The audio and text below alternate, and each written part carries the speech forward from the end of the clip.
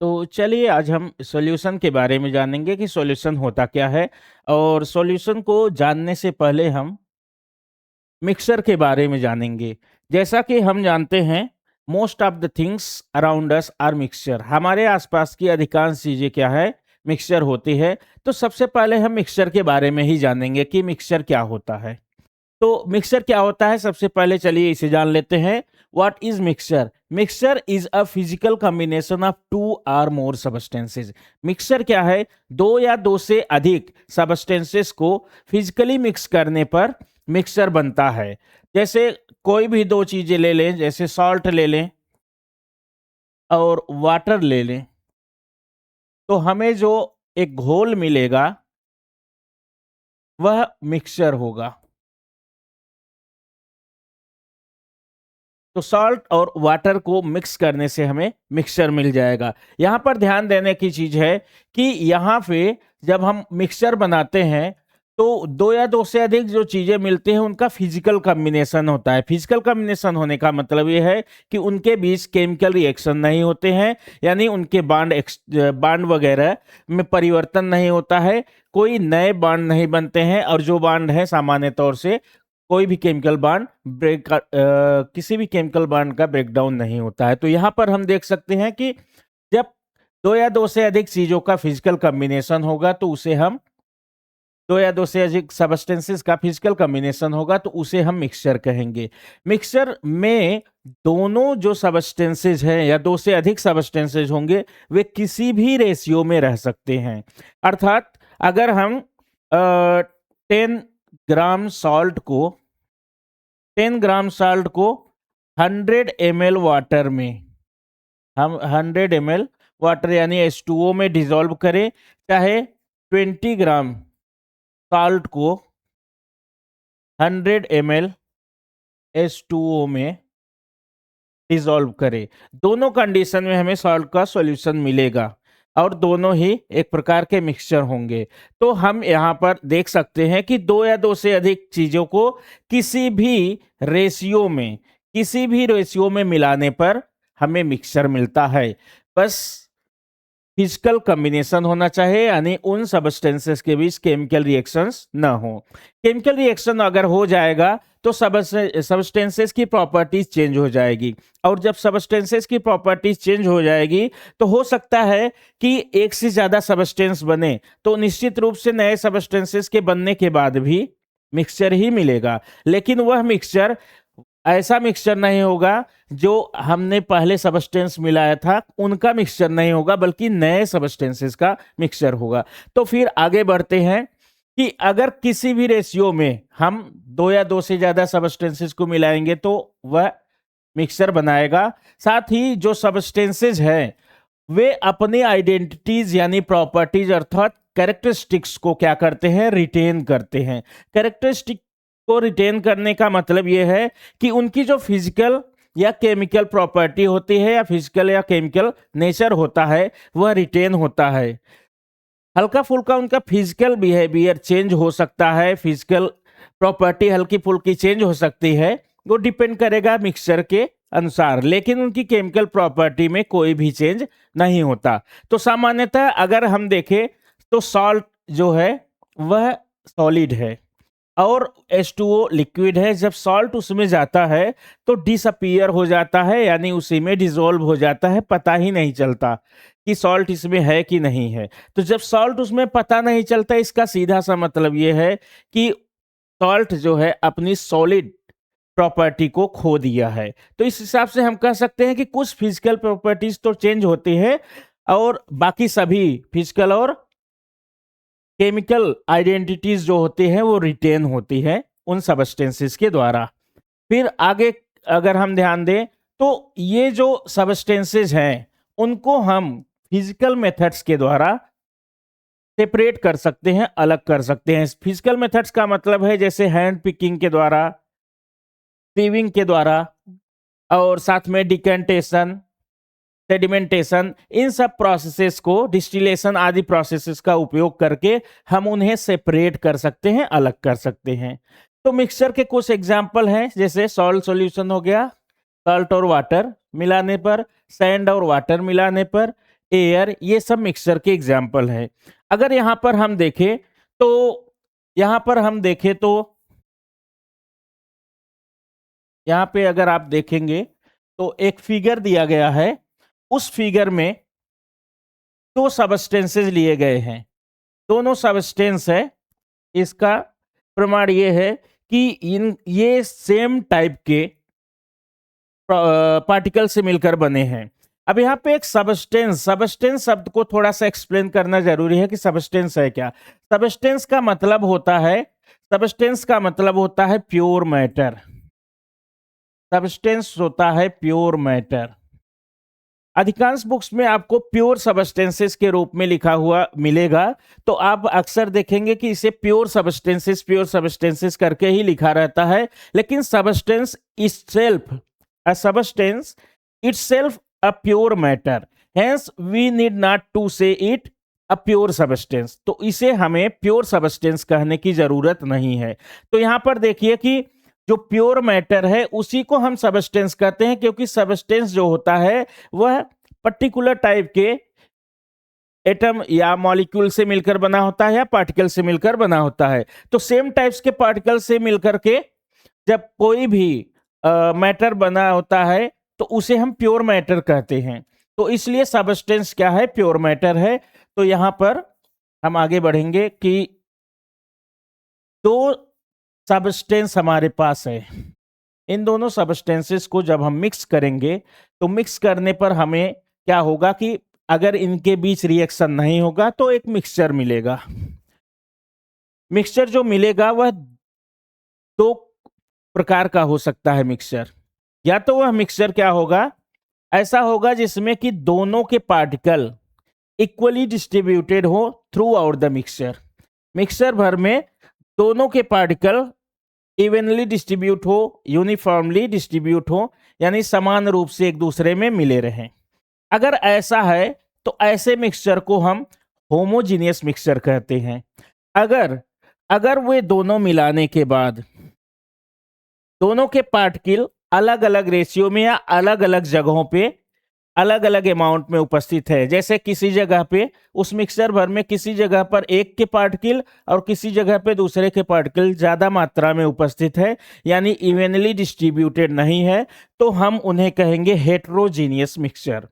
तो होमोजीनियस और heterogeneous mixture, तो इस प्रकार से हम देख सकते हैं कि मिक्सचर क्या होता है, एक फिजिकल कॉम्बिनेशन होता है दो या दो से अधिक सबस्टेंसेस के, यानी प्योर मैटर के, और ये किसी भी रेशियो में मिल सकते हैं, यानी किसी भी रेशियो में मिलाने से बनते हैं। अगर इनके बीच रिएक्शन नहीं होगा तो निश्चित रूप से हमें एक मिक्सचर मिलेगा, और वह मिक्सचर जो होगा उसमें दो या दो से अधिक सबस्टेंसेस की जो आइडेंटिटीज यानी प्रॉपर्टीज होगी वो रिटेन होगी। साथ में इन सबस्टेंसेस को हम फिजिकली सेपरेट भी कर सकते हैं। तो चलिए आगे बढ़ते हैं। तो अगर हम टाइप्स ऑफ मिक्सचर की बात करें, जैसा कि पहले ही हम देख चुके हैं कि मिक्सचर यानी दो या दो से अधिक सबस्टेंस मिलाने पर मिक्सचर जो होते हैं वह दो प्रकार के हो सकते हैं। या तो इवनली डिस्ट्रीब्यूट हो दोनों एक दूसरे में, यानी यूनिफॉर्म डिस्ट्रीब्यूशन हो, तो वह होमोजीनियस मिक्सचर बनाएंगे, नहीं तो हेट्रोजीनियस मिक्सचर बनाएंगे। तो यहाँ पे दो तरह के हमारे पास मिक्सचर है। एक है होमोजीनियस मिक्सचर। होमोजीनियस मिक्सचर किसे कहते हैं? In homogeneous mixture, the components and properties are uniform throughout the mixture. जब दो या दो से अधिक सबस्टेंसेस को मिलाएंगे, two or more substances when will mix to each other, then they will form homogeneous mixture if their components and properties uniform throughout the mixture। अगर उन कंपोनेंट्स की प्रॉपर्टी और उन कंपोनेंट्स का रेशियो पूरी तरह से पूरे मिक्सचर भर में एक समान रहेगा तो उसे हम होमोजीनियस मिक्सचर कहेंगे। तो homogeneous mixture, in homogeneous mixture the components and properties are uniform throughout the mixture. तो पूरे मिक्सचर भर में कंपोनेंट्स और प्रॉपर्टीज दोनों यूनिफॉर्म होती हैं, एक समान होती है। अब यहां पर ध्यान से देखिए कि जो होमोजीनियस मिक्सचर होते हैं उनमें कंपोनेंट्स को अलग अलग नहीं देख सकते। Components can't be seen separately, components को अलग अलग हम देख नहीं सकते हैं, यानी दो या दो से अधिक सब्सटेंसेस जो मिले होंगे उसमें उन्हें हम अलग अलग देख नहीं सकते हैं, क्योंकि उनमें बाउंड्री ऑफ सेपरेशन नहीं होता और इस कारण से उसमें सिंगल फेज सिस्टम होता है, यानी वे एक ही फेज में होते हैं, यानी वे अलग अलग पार्टिकल के रूप में या अलग अलग स्टेट के रूप में हमें दिखाई नहीं देंगे, वे यूनिफॉर्म दिखाई देंगे। सॉलिड है तो सॉलिड दिखेगा, लिक्विड है तो लिक्विड दिखेगा, और अगर गैस फेज में है तो गैस फेज में ही दिखेगा। और इन सब में भी अगर लिक्विड है तो ये नहीं है कि दो अलग अलग विस्कोसिटी का लिक्विड रहेगा, यानी कोई ज़्यादा डेंस रहेगा कोई कम डेंस रहेगा, ऐसा कुछ नहीं रहेगा, वह सिंगल फेज में ही रहेगा। उदाहरण के रूप में एग्जाम्पल से सॉल्ट सॉल्यूशन, यानी सॉल्ट और वाटर को मिक्स करेंगे। सॉल्ट और वाटर को जब हम मिक्स करेंगे तो क्या मिलेगा, सॉल्ट सॉल्यूशन मिल जाएगा। और ये जो सॉल्ट सॉल्यूशन है ये होमोजीनियस मिक्सचर का एक एग्जाम्पल है। शुगर सॉल्यूशन भी इसी प्रकार से होमोजीनियस मिक्सचर का एग्जाम्पल है।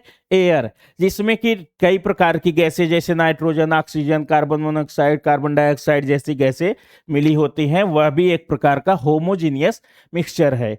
जहां तक बात करेंगे हम ब्रास की, तो ब्रास में दो तरह के मेटल्स मिले हुए हैं और ये एक सॉलिड होमोजीनियस मिक्सचर बनाता है। तो ब्रास भी क्या है, एक प्रकार का होमोजीनियस मिक्सचर ही है। यहाँ पर हम कुछ एग्जाम्पल देख सकते हैं, कुछ यहाँ पे इमेज हम देख सकते हैं कि एक जगह पर अगर देखें तो यहाँ पे सैंड, वाटर और ऑयल एक साथ मिलाए गए हैं। हम जानते हैं कि सैंड ना तो ऑयल में डिसॉल्व होती है और ना ही वाटर में, और क्योंकि वह काफी भारी होती है यानी हैवी होती है या उसका मास कंपेरेटिवली हाई होता है, उसकी डेंसिटी हाई होती है, जिसके कारण वो क्या हो तली में बैठा हुआ है। उसके बाद वाटर, वाटर की डेंसिटी सैंड से काफी कम होती है, लेकिन ऑयल से ज्यादा होने के कारण वह ऑयल के नीचे है और सबसे ऊपर ऑयल है, और उनके बीच बाउंड्री ऑफ सेपरेशन भी देखने को मिल जाता है। तो ये हेट्रोजीनियस मिक्सचर का एग्जाम्पल है। और यहाँ पर देखें सॉल्ट जब वाटर में डिसॉल्व किया गया तो एक यूनिफॉर्म मिक्सचर मिला है जिसको हम सॉल्यूशन कहते हैं। तो के साथ ही आगे बढ़ते हैं, देखते हैं अब हेट्रोजीनियस मिक्सचर। तो देखिए हेट्रोजीनियस मिक्सचर क्या है। In heterogeneous mixture the components and properties are not uniform throughout the mixture. Heterogeneous mixture में कंपोनेंट्स की प्रॉपर्टीज और वे कंपोनेंट्स यूनिफॉर्मली डिस्ट्रीब्यूट नहीं होते हैं, यानी पूरे मिक्सचर भर में एक समान रूप से फैले हुए नहीं होते हैं, वितरित नहीं होते हैं।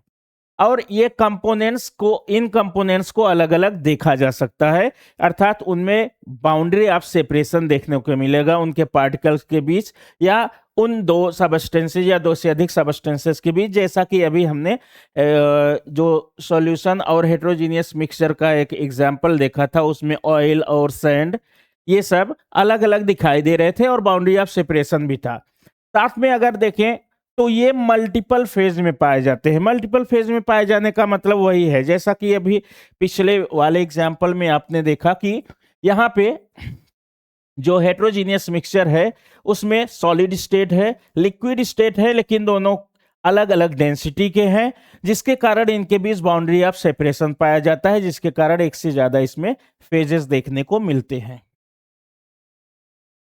There is boundary of separation in between particles. तो पार्टिकल के बीच क्या है, बाउंड्री ऑफ सेपरेशन है, यानी उन्हें अलग करने वाली अदिश रेखाएं, या ऐसे लगता है कि कोई रेखा उन्हें अलग कर रही है, ऐसा दिखता है। एग्जाम्पल के रूप में हम देख सकते हैं हेट्रोजीनियस मिक्सचर का जो एग्जाम्पल है वह है सैंड और वाटर, ऑयल और वाटर, या ऑयल सैंड और वाटर, इनको मिक्स करेंगे तो हेट्रोजीनियस मिक्सचर ही हमें मिलेगा। तो फिर से एक बार देख लेते हैं। In heterogeneous mixtures the components and properties are not uniform throughout the mixture. पूरे मिक्सचर भर में एक समान उनकी प्रॉपर्टी या उनके कंपोनेंट का डिस्ट्रीब्यूशन नहीं रहेगा। इसका मतलब यह है कि मान लीजिए कि मान लेते हैं कि एक एक मिक्सचर है और इस मिक्सचर भर में, इस मिक्सचर के किसी भी पार्ट से अगर हम इस मिक्सचर के अलग अलग पार्टों से, जैसे यहां से, यहां से, यहां से, अलग अलग पार्ट से, इस मिक्सचर भर में अलग अलग जगहों से, अलग अलग पार्ट से अगर हम थोड़ा थोड़ा सैंपल लें और उनकी टेस्टिंग करें, तो अगर सैंपल में जो भी कंपोनेंट्स हैं मिक्सचर के, वे सेम रेशियो में सभी सैंपल में पाए जाते हैं, तो उसमें यूनिफॉर्म डिस्ट्रीब्यूशन होगा, तभी ऐसा मिलेगा। और ऐसा तब होगा जब वह होमोजीनियस मिक्सचर होता है, या ऐसा होगा तो उसे होमोजीनियस मिक्सचर कहेंगे। लेकिन अगर हेट्रोजीनियस मिक्सचर है तो एक जगह की कंपोनेंट का जो रेशियो होगा, यानी एक जगह से उस मिक्सचर के एक पार्ट से जो हम सैंपल लेंगे, उसमें जो रेशियो होगा कंपोनेंट का, दूसरे जगह के सैंपल में सेम टाइप का रेशियो देखने को नहीं मिलेगा। और अगर ऐसा नहीं मिल रहा है तो उसे हम हेट्रोजीनियस मिक्सचर कहते हैं। तो हेट्रोजीनियस मिक्सचर में कंपोनेंट्स को सेपरेटली देखा जा सकता है, यानी अलग अलग कंपोनेंट्स मिलाए गए हैं, यह पता चलता है। साथ ही इनमें मल्टीपल फेजेज होता है, क्योंकि ये पता चलता है, बाउंड्री ऑफ सेपरेशन होती है, तो निश्चित रूप से यह सेपरेटली देखा जा सकता है, यानी there is boundary of separation in between particles. तो होमोजीनियस मिक्सचर में कंपोनेंट्स और प्रॉपर्टीज एक समान नहीं रहती है। पूरे मिक्सचर भर में कंपोनेंट्स अलग अलग देखे जा सकते हैं, यानी components can be seen separately, multiple phases can be seen, there is boundary of separation in between particles. इसके एग्जाम्पल हैं वाटर और सैंड, ऑयल और वाटर, या ऑयल सैंड वाटर, ये सब। और अभी जैसा कि गर्मी का मौसम इस समय चल रहा है और मड़ाई का भी कार्य चल रहा है, तो अगर हेट्रोजीनियस मिक्सचर को देखना है तो जैसे गेहूं के साथ भूसे वगैरह को देखें, तो ये हेट्रोजीनियस मिक्सचर का ही एग्जाम्पल है। अब यहाँ पर अब हम आएंगे, क्योंकि मिक्सचर के बारे में थोड़ी बहुत जानकारी हमने ले ली है, तो अब आते हैं अपने मेन पॉइंट पे, सॉल्यूशन पे। तो व्हाट इज सॉल्यूशन? सॉल्यूशन है क्या?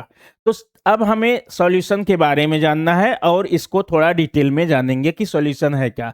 तो solution is a homogeneous mixture of two or more substances. जब दो या दो से अधिक सबस्टेंस मिक्स होंगे तब, और वे यूनिफॉर्मली डिस्ट्रीब्यूट होंगे, यानी होमोजीनियस मिक्सचर बनाएंगे दो या दो से अधिक सबस्टेंस, तो वह सॉल्यूशन कहलाएगा। यानी जो होमोजीनियस मिक्सचर होता है वही सॉल्यूशन भी होता है।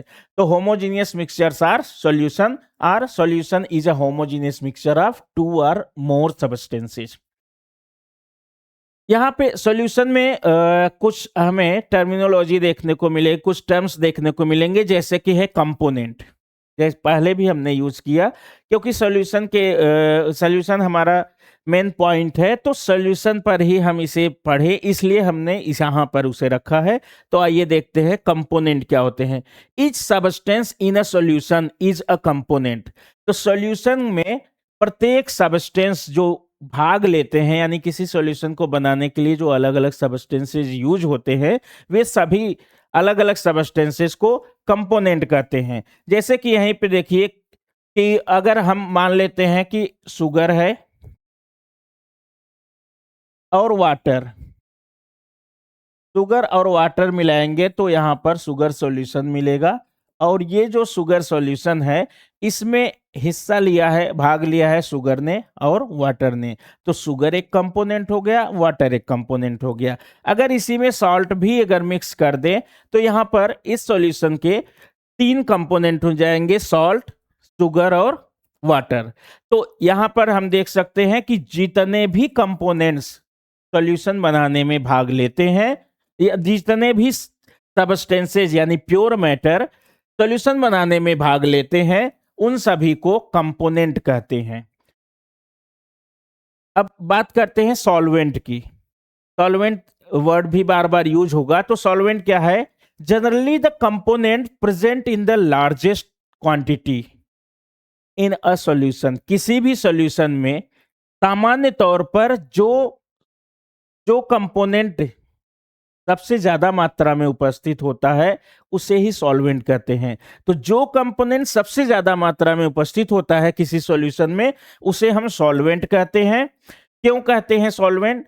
क्योंकि वह उसकी फिजिकल स्टेट यानी उस सॉल्यूशन के फिजिकल स्टेट को डिटरमिन करता है, निर्धारित करता है, फिक्स करता है। तो solvent determines physical state of the solution. इसका मतलब यह है, यहां पे जनरली वर्ड यूज किया गया है जो कि यह बताता है कि जो सबसे ज्यादा है सामान्य तौर पर वही सॉल्वेंट होता है। इसका यह मतलब नहीं है कि हर बार सबसे ज्यादा वाला ही सॉल्वेंट हो। इसका मुख्य रूप से सॉल्वेंट वह होगा जो फिजिकल स्टेट, सॉल्यूशन का जो फिजिकल स्टेट डिटरमिन करेगा यानी निर्धारित करेगा, वही उसका सॉल्वेंट होता है। और अक्सर ये देखा गया है कि जो सबसे ज्यादा मात्रा में होता है वही उसका फिजिकल स्टेट डिटरमिन करता है। अब यहां पे सॉल्यूट की बात करें, क्योंकि सॉल्वेंट के बारे में हम लोगों ने थोड़ा बहुत जान लिया। तो सॉल्यूट, सॉल्यूट क्या है? तो components other than solvent in a solution. किसी भी सॉल्यूशन में सॉल्वेंट को छोड़ करके जितने भी कंपोनेंट हैं उन्हें हम सॉल्यूट कहते हैं। यानी जैसे अभी हमने लिखा था यहां पे कि सॉल्ट हो गया, शुगर हो गई और वाटर, इन तीनों को मिक्स करेंगे तो हमें sugar water, sugar salt water solution मिलेगा।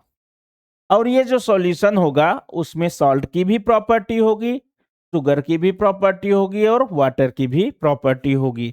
जैसे उसे अगर हम पिए तो हमें सॉल्टी भी लगेगा और स्वीट भी लगेगा, साथ में वह वाटर की भी प्रॉपर्टी को एग्जिबिट करेगा, दिखाएगा। यहां पर ध्यान से देखिए, इसमें क्या होता है, अगर शुगर, सॉल्ट और वाटर को मिक्स किया गया तो वाटर सामान्य तौर पे ज्यादा मात्रा में लेंगे, सॉल्ट और शुगर उसमें डिसॉल्व हो जाएंगे।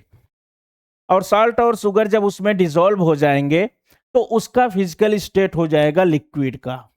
और लिक्विड फिजिकल स्टेट पा गया, इसका कारण कौन है? वाटर है। तो वाटर क्या है? उसका सॉल्वेंट है। तो वाटर सॉल्वेंट है। वाटर को छोड़ करके शुगर और साल्ट, ये दोनों जो कंपोनेंट है इस सॉल्यूशन के, वे इसके हो जाएंगे सोल्यूट। तो सोल्यूट क्या होते हैं? किसी भी सॉल्यूशन में सॉल्वेंट को छोड़कर जितने भी अन्य कंपोनेंट होते हैं वो सॉल्यूट कहलाते हैं। तो किसी भी सॉल्यूशन में सॉल्वेंट को छोड़ करके जितने भी कंपोनेंट होते हैं सॉल्यूट कहलाते हैं। और सॉल्यूट और सॉल्वेंट जब मिक्स होते हैं तो सॉल्यूशन फॉर्म करते हैं। It means when a solute dissolve in a solvent it gives solution.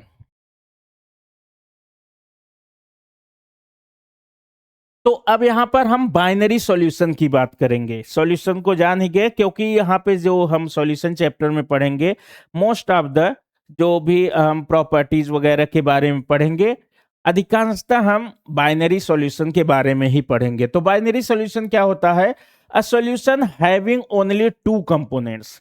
ऐसा सॉल्यूशन जिसमें सिर्फ दो कंपोनेंट होते हैं उसे हम बाइनरी सॉल्यूशन कहते हैं। अर्थात एक सॉल्यूट और एक सॉल्वेंट हो। उदाहरण के रूप में शुगर वाटर सॉल्यूशन, शुगर और वाटर सॉल्यूशन, शुगर और वाटर को जब हम मिक्स करेंगे तो शुगर वाटर सॉल्यूशन मिल जाएगा। और ये एक बाइनरी सॉल्यूशन है क्योंकि इसमें सिर्फ दो ही कंपोनेंट प्रेजेंट करते हैं। शुगर और वाटर को मिक्स करने पर जो सॉल्यूशन बनेगा वह एक बाइनरी सॉल्यूशन होगा, क्योंकि इसमें दो ही कंपोनेंट शुगर और वाटर है। तो बाइनरी सॉल्यूशन के बारे में हम जान गए। इसके बारे में अब आगे पढ़ते रहेंगे, कंपोजिशन वगैरह के बारे में। हम अब टाइप्स ऑफ सॉल्यूशन की बात करेंगे कि सॉल्यूशन कितने टाइप्स के होते हैं, सॉल्यूशन कितने प्रकार के होते हैं। तो सॉल्यूशन कुल मिलाकर के 9 प्रकार के होते हैं, उनके फिजिकल स्टेट और उनके सॉल्यूट और सॉल्वेंट के आधार पर। तो ध्यान से देखिए, एक type of solution, 3 main type के सॉल्यूशन हैं। गैसियस सॉल्यूशन जिसमें सॉल्वेंट गैस होगा, लिक्विड सॉल्यूशन जिसमें सॉल्वेंट लिक्विड होगा, और सॉलिड सॉल्यूशन जिसमें सॉल्वेंट सॉलिड होगा। तो यहां पर देखें तो जो गैसियस सॉल्यूशन है उसमें तीन तरह के गैसियस सॉल्यूशन हैं।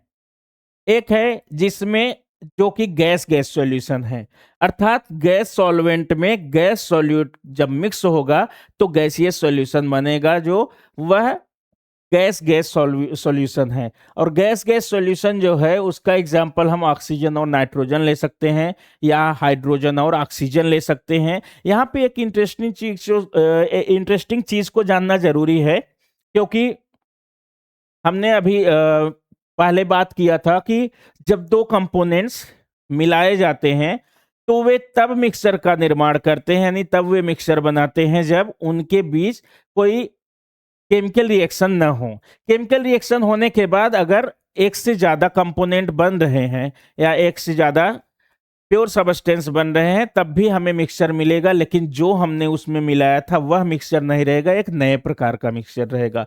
तो यहां पर अगर मैंने जो अभी एग्जाम्पल के रूप में बोला कि ऑक्सीजन और नाइट्रोजन गैस जो है वह गैस गैस मिक्सचर तो ये है ही, अगर हम हाइड्रोजन गैस और ऑक्सीजन गैस का मिक्सचर ले लें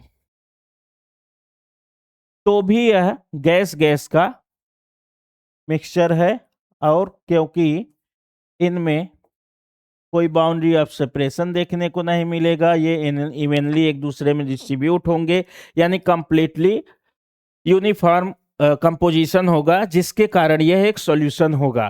तो ये जो गैसियस सॉल्यूशन है इसमें एक महत्वपूर्ण बात यह है, सामान्य तौर पे ऑक्सीजन और नाइट्रोजन गैसें रिएक्ट नहीं करती हैं, काफी हाई टेम्परेचर तक भी ये रिएक्ट नहीं करती सामान्य तौर पर। लेकिन अगर हम हाइड्रोजन और ऑक्सीजन इनके मिक्सचर को एक इग्निशन टेम्परेचर तक ले जाए जो कि बहुत हाई नहीं होता है, तब ये क्या करेंगे, एक दूसरे के साथ बहुत ही विग्रसली रिएक्ट करेंगे, बर्निंग होगी और काफी ज्यादा एक्सोथर्मिक रिएक्शन ये होगा और यहाँ पे एक नया कंपाउंड बनेगा। तो यहाँ पे जब ये रिएक्ट करेंगे एक दूसरे से, जब ये एक दूसरे से रिएक्ट करेंगे तो ये क्या बनाएंगे, सामान्य तौर पर H2O बनाएंगे। यहां पर ध्यान देने की चीज है कि ये दोनों गैसें मिक्स होने के बाद हालांकि वेपर फेज में आएंगे, फिर वो लिक्विफाई ही होंगे। तो यहाँ पे हाइड्रोजन और ऑक्सीजन के रिएक्शन से वाटर फॉर्म होगा, और अगर ये रिएक्शन नहीं करेंगे तो हाइड्रोजन और ऑक्सीजन का एक सॉल्यूशन मिलेगा।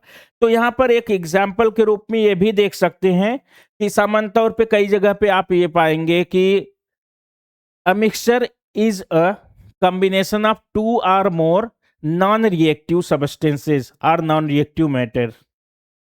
तो यहां पर अगर हम ऐसे डेफिनेशन ले तो हम देखेंगे कि वह डेफिनेशन गलत साबित हो जाएगा, क्योंकि मिक्सचर जो होता है नॉन रिएक्टिव सब्सटेंसेस का होना जरूरी नहीं है, वो रिएक्टिव भी हो सकते हैं, बस तब तक वो एग्जिस्ट कर सकते हैं जब तक कि उनके बीच रिएक्शन ना हो। और रिएक्शन होने के लिए क्योंकि एक विशेष कंडीशन जरूरी होता है दो सब्सटेंसेस के बीच, वो डिपेंड करता है उनकी प्रॉपर्टी पर। अगर उस क्राइटेरिया में वो फिट बैठते हैं, अर्थात उनको पर्याप्त मात्रा में इग्निशन टेम्परेचर वगैरह मिल रहा है, यानी उनको पर्याप्त माहौल मिल रहा है, तब तो रिएक्ट कर ही जाएंगे। तो यहाँ पे जरूरी नहीं है कि दो या दो से अधिक सब्सटेंस नॉन रिएक्टिव होंगे तभी जाकर के मिक्सचर फॉर्म करेंगे, वे रिएक्टिव भी हो सकते हैं, विशेष परिस्थिति में ही वे रिएक्शन करते हैं, अगर वह परिस्थिति नहीं मिली तो वो रिएक्ट नहीं करेंगे। तब आगे बढ़ते हैं, अगर गैसियस सॉल्वेंट में एक लिक्विड को मिलाया जाए तब भी एक गैसियस सॉल्यूशन बनेगा, क्योंकि सॉल्वेंट गैसियस है, इसका मतलब है कि गैस फेज में ये रहेगा, क्योंकि हमने सॉल्वेंट कहा है गैस को, इसका मतलब है कि ये फेज निर्धारक है, फेज डिटर्मिनर है। अब यहां पर ध्यान से देखिए, तो इसका एग्जाम्पल है chloroform mix with nitrogen gas. तो नाइट्रोजन गैस में क्लोरोफॉर्म का मिलना एक लिक्विड गैस मिक्सचर है जिसमें लिक्विड सॉल्यूट है और गैस सॉल्वेंट है, और यहाँ पे लिक्विड कौन है, क्लोरोफॉर्म। सामान्य तौर पे क्लोरोफॉर्म एक लिक्विड होती है, ठीक। इसके बाद क्या होता है, गैसीय सॉल्वेंट में ही अगर हम सॉल्यूट को मिलाएं तब भी जो सॉल्यूशन हमें मिलेगा वह गैसीय सॉल्यूशन होगा। इसका सिंपल एग्जांपल है कैम्फर इन नाइट्रोजन गैस और कैम्फर इन एयर। क्योंकि कैम्फर अर्थात कपूर को अगर हम ऐसे ही रख दे तो धीरे धीरे क्या होता है, वह इवेपोरेट हो जाता है, यानी वाष्प बनकर इन्वायरमेंट में बिखर जाता है। तो यहाँ पर जो कैम्फर है अर्थात कपूर है वो नाइट्रोजन गैस में मिल जाता है या एयर में मिक्स हो जाता है। तो नाइट्रोजन गैस में सॉलिड अर्थात कैम्फर का मिक्स हो जाना। अब दूसरे प्रकार के हम सॉल्यूशन में आते हैं, लिक्विड सॉल्यूशंस, जिसमें सॉल्वेंट लिक्विड होंगे। तो लिक्विड में गैस मिक्स होगा, जैसे oxygen dissolve in water, carbon dioxide dissolve in water. Oxygen water में डिसॉल्व रहता है तभी जाकर के जो एक्वेटिक एनिमल्स हैं जैसे कि फिशेज हो गए या अन्य फ्रॉग वगैरह हो गए, वे क्या करते हैं कि वाटर में डिसॉल्व ऑक्सीजन को ही रेस्पिरेशन के लिए इस्तेमाल करते हैं। जो वाटर प्लांट हो गए जैसे कुछ शैवाल वगैरह अर्थात एल्गी आदि हैं, वो भी उस ऑक्सीजन का इस्तेमाल करती हैं। दूसरा, लिक्विड डिसॉल्व इन लिक्विड, ऐसे ढेर सारे हमें एग्जाम्पल्स मिल जाएंगे। सामान्य तौर पे एथेनॉल डिसॉल्व इन वाटर, अर्थात एल्कोहल एक प्रकार का है एथेनॉल, वह वाटर में डिसॉल्व होगा तो लिक्विड सॉल्यूशन बनाएगा जिसमें सॉल्वेंट भी लिक्विड है और सॉल्यूट भी लिक्विड है।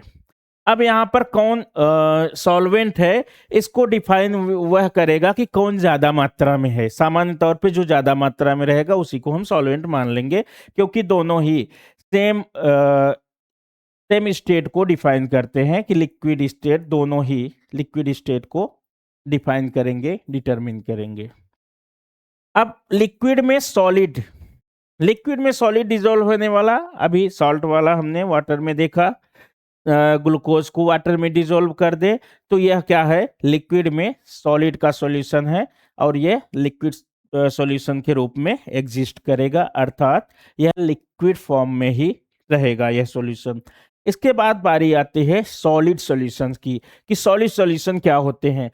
तो सॉलिड सॉल्यूशंस जो होते हैं उनमें सॉल्वेंट होता है सॉलिड होते हैं।